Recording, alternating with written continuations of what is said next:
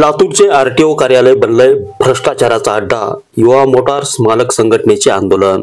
लातूरचे आरटीओ कार्यालय हे भ्रष्टाचाराचा अड्डा बनला असून या कार्यालयात कोणतेही काम लाच घेतल्याशिवाय होत नाही।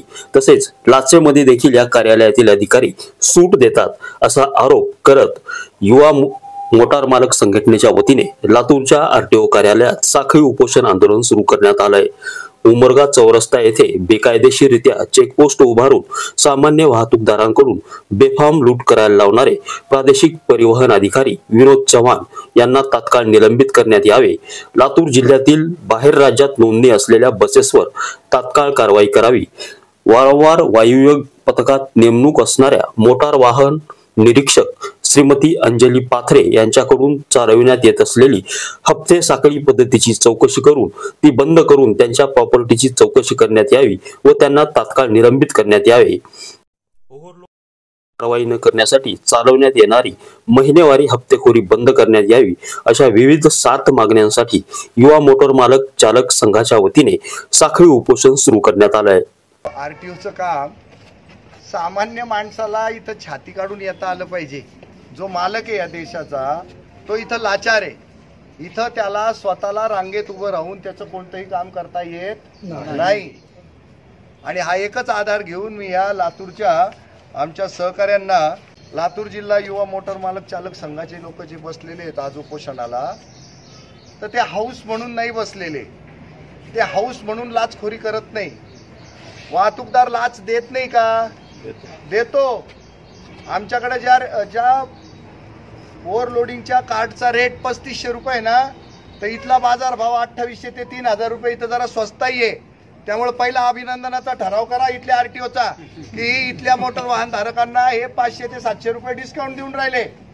कशात? लाचेत।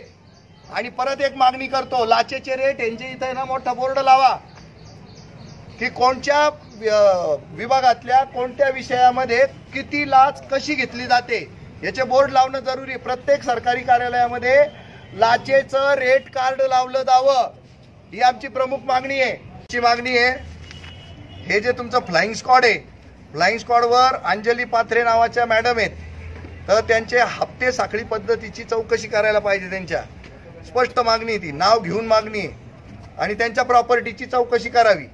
तर आता माझ्या माहितीप्रमाणे इथले जे सक्षम अधिकारी 1 नंबर आरटीओ त्यांना यांच्या प्रॉपर्टीची चौकशी करता येणं शक्य आहे किंवा ट्रॅफिक कमिशनरकडनं ती चौकशी लावता येणं शक्य आहे, पण कोणी आजपर्यंत इतिहासात केलेलं नाही। 30 वर्षापूर्वीच आहे ना सरकारी नोकरांच्या संपत्तीची मोजणी करणं बंदच झालंय। 30 वर्ष झाले आता त्या गोष्टीला। पूर्वी चेक केलं जायचं, प्रत्येकाच्या संपत्तीची चौकशी होत होती। 30 वर्ष झाले, सगळं इतिहास जमा होऊन गेलं, पण प्रोव्हिजन काढली का कायद्यातनं?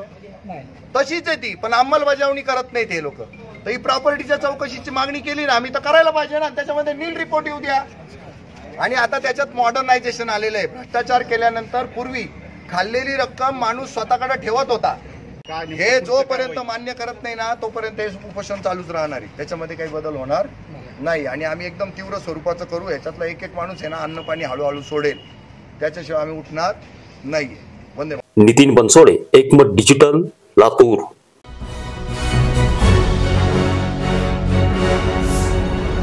Thanks for watching Ekmat Digital.